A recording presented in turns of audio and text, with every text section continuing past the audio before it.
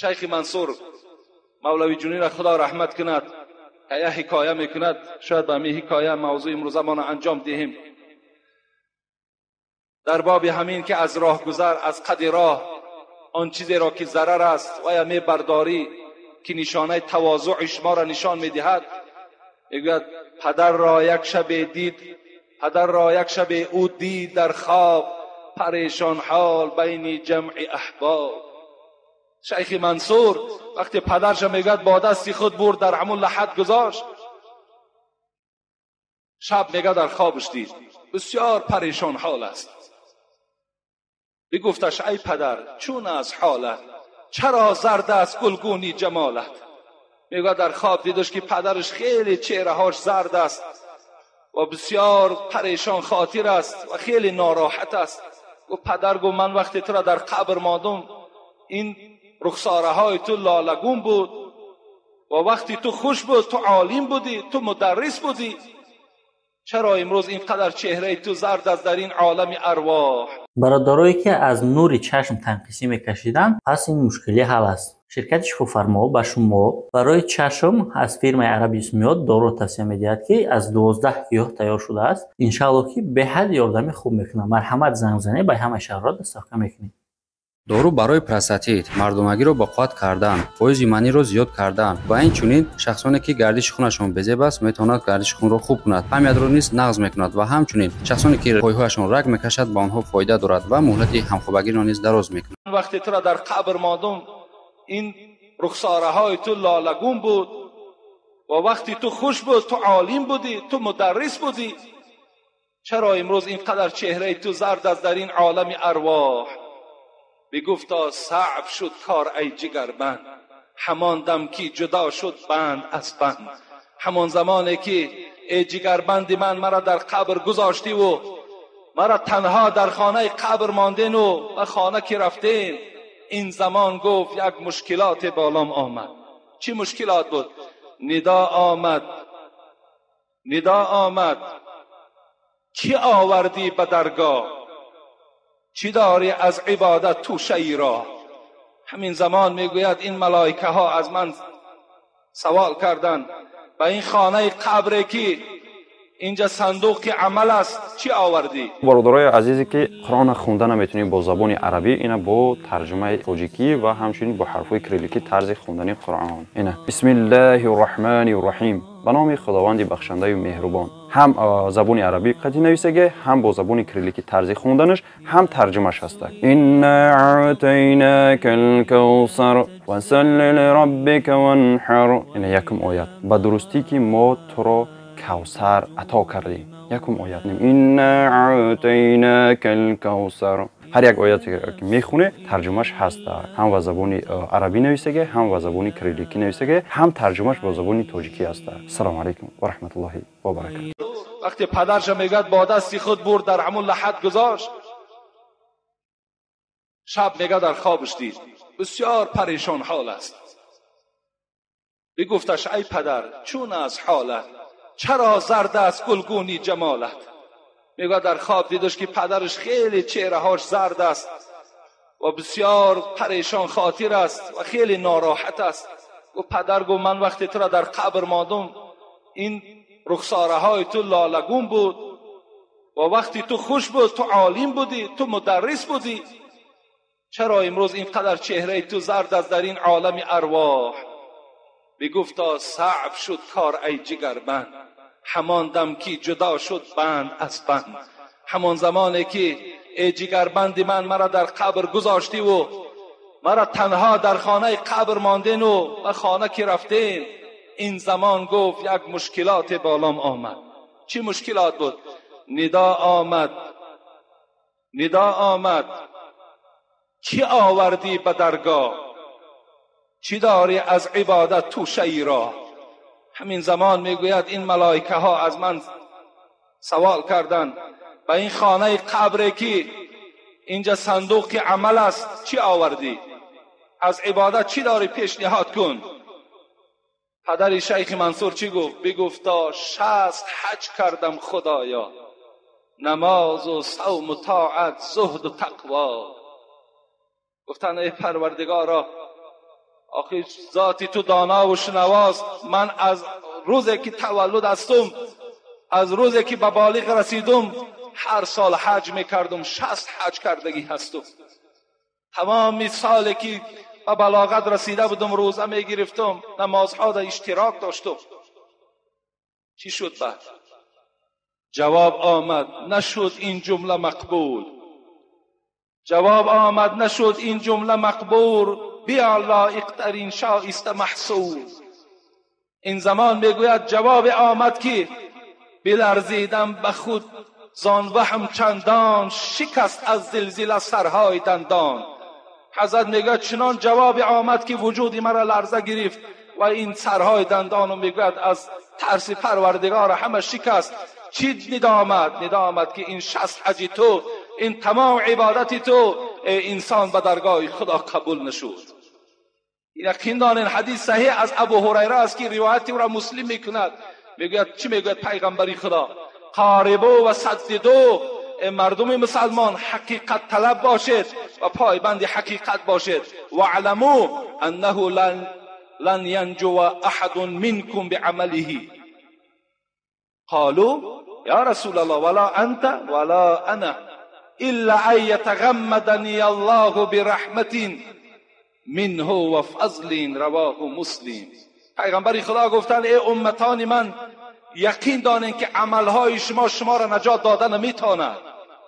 این عملهایی که ما میکنیم، گفت پیغمبر، در دوام این نعمتی که خدا مرا داده است، یک نعمتی شنوایی را بین، یک نعمتی که اگر یک جای تو بیمار شود تمام دولت میتی که همین تن من صحت شود. یک صحتی که خدا به ما داده است، در برابر این نعمت هرچی خدا را ما عبادت کنیم عبادت چه به جا آوردن نمیتونیم. با عملهاتون پیغمبر خدا ننازین گفت، زیرا عملهاتون شما را در روز قیامت دستگیر شدن نمیتواند. صحابه گفتند و انت یا رسول الله، تو را هم عملهات دستگیرت نمیشود؟ گفت ولا انا، مرا هم گفت عملهام دستگیرم نمیشود. الا ان یتغمدنی الله برحمة منه و فضل. تا اگر رحمت پروردگار نجوشد، تا اگر در رحمت او غلیان نکند، بنده را گو خداوند هیچگاه نمیبخشد. عملش او را نجات داده نمیتواند تا اگر رحمت پروردگار بیدار نشود. این شیخ هم همین جواب آمد. حضرت گفتن خیلی لرزان شدم. بعد این چی شد؟ ندا آمد که روز یاد داری، گرفتی خارک از راه گذاری، مبادای خلد در پای مومین، بیازارد کفی جوینده دین. پذیرفته شدی زان نیک نیت، بکردیم جای تو در قصر جنت. پروردگار گفت ای شیخ، این 60 حج و نماز عبادت تا یک طرف گذار. یا داری که یک روز از قدرها یک خاره گرفتی، و نیت گرفتی که در پای یک برادر من نخلد، در پای یک انسانی که به مسجد می آید نخلد، از این خاطر گرفتی. همین عمل تو نزد ما پسند آمد، ما تو را در جریده جنتی ها نویساندیم. تو را ما برای تو قصر برای این عمل چیکار کردیم؟ برپا کردیم. این مشکلاتی که ما و شما بالای خودمان آوردیم، این اسلام نمیخواهد. اینجا عیب اسلام نیست، اینجا عیب قرآن نیست، اینجا عیب خود ما و شما هست که این بار وزنین در گردن خود بار کردیم. این عیب ما و شما هست. اینجا اسلام گناهگار نیست. اسلام به ذات خود ندارد عیب. هر عیبی که هست در مسلمانی ماست. اسلام هیچ عیبی ندارد. انشاءالله امروز سوال هایی که خیلی شد جواب هاشون منتظرند، میخواهم در اطراف اینها که خیلی سوال های زیاد آمده است، گفتیم دیگر سوال ننویسید تا که اونها را منال جواب گفتند. خدا دانا از که اونها را جواب میگوییم. السلام علیکم اکای حاجی مرزا، سوال میگویم بعد از مستحب دستت را به صابون بشو یا 3 بار در خاک بزن؟ درست جواب گویی. البته هر یک انسانی که شما مستحب میکنین، یعنی بعد از حاجت خانه برآمدن، خواهین که دست هاتون شوین یعنی بعدی گویم از حاجت خانه برآمدن ما و شما مستحب آبی میکنیم. وقتی مستحب آبی که کردیم بهترین صورتش همین است که امروز در خاک نی بلکه به صابون اگر دست هامون نشوییم. امروز شکر خدا که صابون در شرایط ما و شما وجود داره. بهترین صورتش همین است که پیش از آنی که به طهارت دست رو گوییم ما و شما شروع میکنیم اول دست هامون به صابون شوییم تا که همون بوی دستی که همون بویی که در دست ما و شماست همون بوی دور شود و بعدا ما و شما پیوسته طهارت ما دوام دهیم. این بهترینی صورتش است. السلام علیکم اکای حاجی مرزا، با این سوال من جواب گویید که از قفای امامی که دندان طلا دارد نماز خواندن درست است یا نه؟ مخلص شما از واسه. از پس امامی که دندان طلا دارد نماز جایز است. نماز جایز است. دندان طلا چی برای زن چی برای مرد حرام است اگر بی عذر باشد.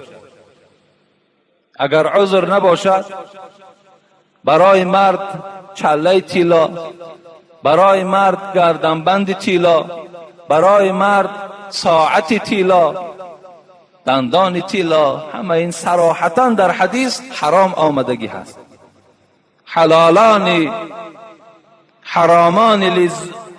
حرامان لذکور امتی و حلالان لنسائهم.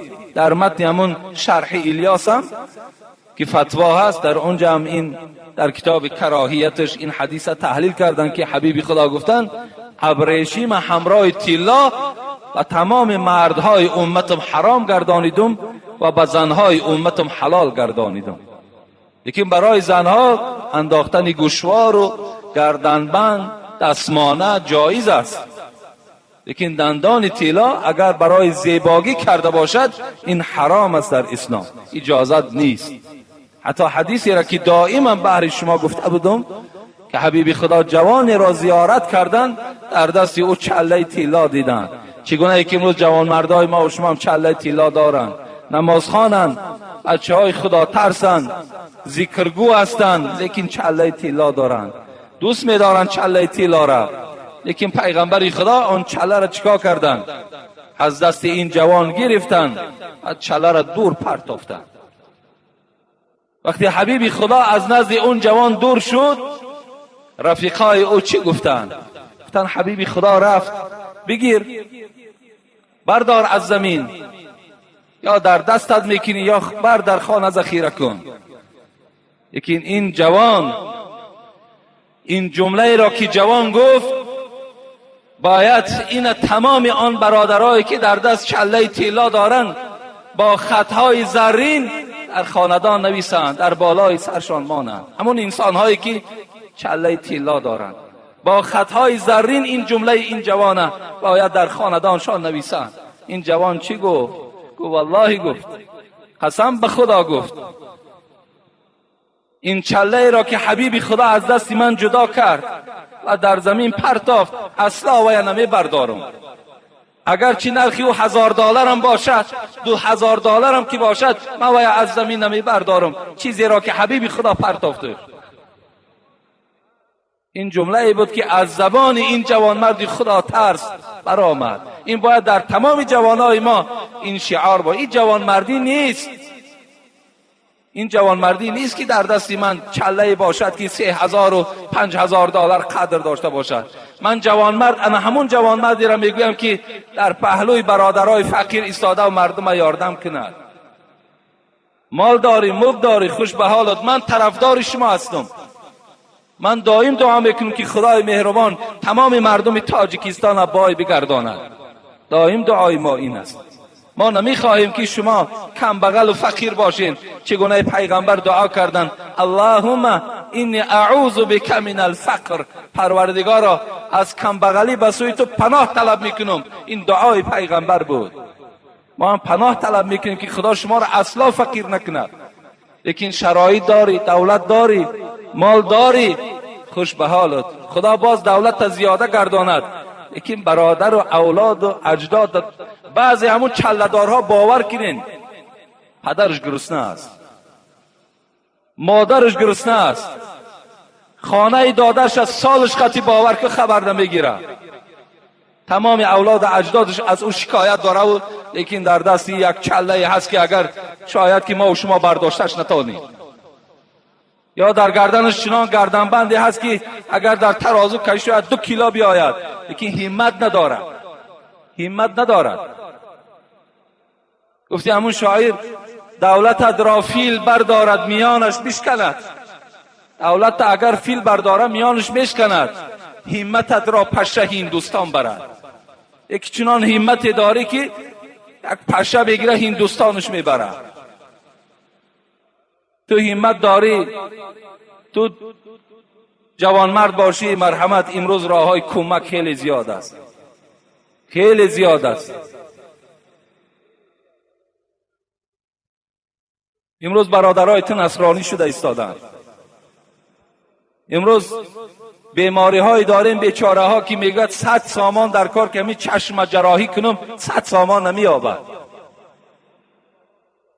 در همون محله زندگی دارد که شاید که چندین جوانمردی چله‌دار باشد. مرحمت، انا راه کمک، راه ثواب. این ملامت نیست، این تحقیر نیست. باز یکی اگان تا شما خفه نشوید.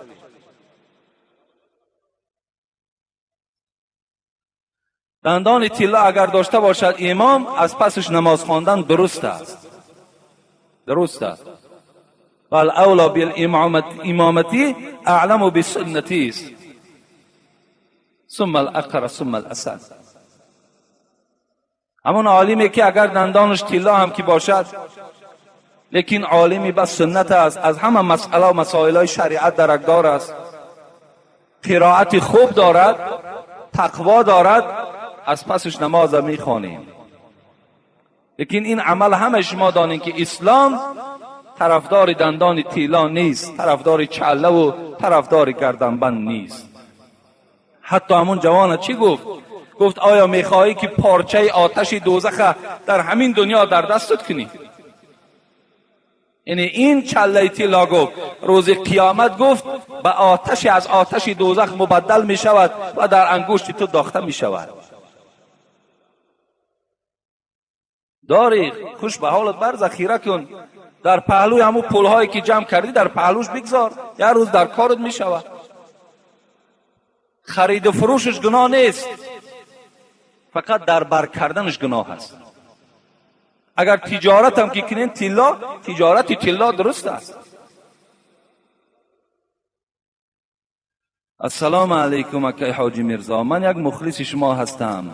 عاشقان را اسلام چی میگوید؟ عاشقان را اسلام سخنی سخت نمیگوییم. عاشقی این جایز نیست در اسلام. دادرای عزیز، جوانای عزیز، عاشقی خود معنی ندارد. هر کسی را که شما میخواهین که نکاح کده گیرین، شما را اسلام رخصت داده است که رفته چهره وی تماشا کن، رو وی ببین، خوب است، خوب صورت است، بد صورت است، خوش سخن است، بد سخن است، همه اینها را از تجربه بگذران و بعداً چیکار کن؟ و نکاح کده بگیر. لیکن اجازت نمیدهد اسلام که تو با او دستی به دست کرده و ماها و سالها با او یک جایه بگردی و آخر آمده بعد نکاح کده گیری. این حرام است در اسلام، اجازت نیست. شما وقتی یک دست یک دختر را میقپین، من به همه شما یک سخن را میرسانم، فقط خواهر خودتان پیش چشم بیارید، فقط خواهر خودتان. وقتی تو دست یک خواهر برادرم میقپی، هیچ وقت نیتی تو نیتی پاک نیست، تو دروغ میگوی. با دلی صاف، این دلی تو صاف میشد، دستی او دختر قپیده و فشرده و از دستی او راحت نمیبردی. او دلی تو خیلی دلی غجد است، او دلی تو خیلی دلی سیاه است، او را من میبینم، من میفهمم. تو دروغ میگویی. وقتی دستی او را قپیدی، تصور کن که یک رفیقی تو دستی خواهری تو را میقپد، خودت را چه تصور میکنی؟ مادام برای خودت که نمیخواهی، برای برادر مسلمان هم نخواه. یک برادرتم بیچاره را در غم اندون افتان، تا که فردا یک رفیقش میگوید میدانی خواهرت با فلانی دیدم. خیلی آدم غمگین میشود، ناراحت میشود. از این خاطر اسلام عاشقی را هیچ وقت جایز نمیگوید. حتی شما تلفنی هم صحبت داشته باشید، اسلام این حرام میگوید، تلفنی. زیرا صدای زن خودش ریاکسیا دارد، خودش یک وجود آدم را ویران میکند. با تلفن حتی همراه او صحبت نکن. حبیب خدا به تمام جوانها سفارش داد: یا معشر الشباب، ای جوانهایی که شما زنگیرین، شما زنخواه هستین، من استطاع منکم الباءة فلیتزوج. کدامید که اگر قوت داری، پول داری، زن بگیر. و باز گفته است پیغمبر: ای مردم دختردار، مهر دخترتان بلند نکنید. بهترین زن همون زنی که مهرش کم است. دختر تا نرخ قیمت نمان که آیسته آیسته پای مردم دیگر از دروازه تو کنده می شود. این دختر است، او شهوت دارد و هم شوهر می فارد. روز از روزها تو را به آب رو می کند با این نرخ نوایی که تو در او دختری خود گذاشتی. جوانها را می گوید کدامت پول داری، مال داری، زن بگیر. فإن لم یستطیع، ای حبیب خدا اگر نداشته باشیم چی؟ فعلیکم بالصوم فانه وجاء. گفتن جوانای عزیز مادامی که نداشته باشین، خدا شما را صاحب مال و ملک کند و دخترها را، دختردارها را خدا انصاف دهد. شما روزه گیرین تا که شهوت شما، همون شهوتتان به واسطه روزه شکسته شود. روزه بگیرین. گفت روزه شما را مانده میکند، روزه شما را شکسته میکند، همون طغیان شهوت از بدن شما دور میکند. این از توصیه پیغمبری خدا.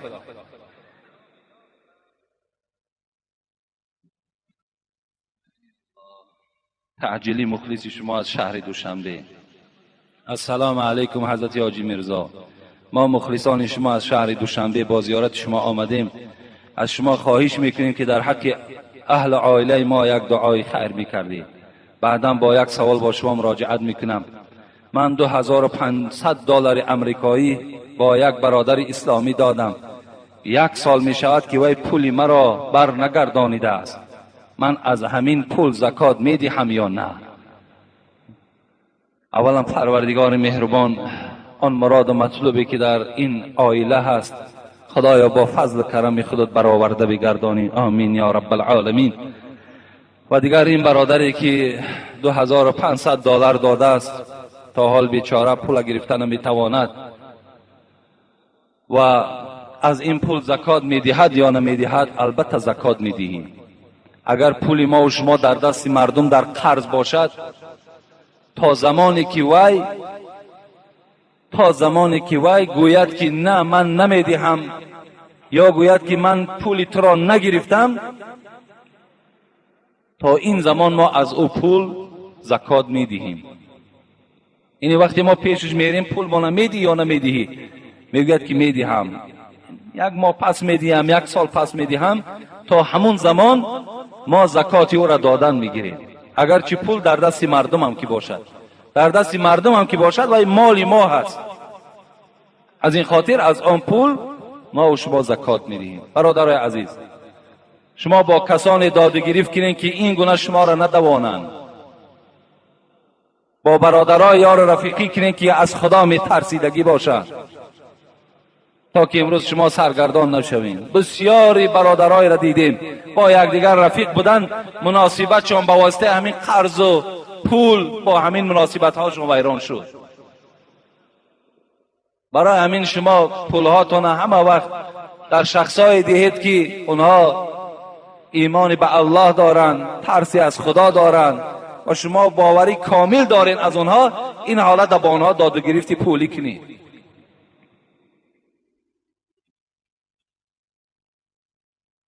السلام علیکم داملای شیرین سخن بابای حاجی. من یکی از مخلصان دائمی شنونده شما که در ناحیه مومن آباد زندگی دارم، از شما سپاسگزارم که در حق ما دعای کنید که ما به همسایه بد گرفتار هستیم که مدت 1 سال است که با ما جنگ و جدال دارد.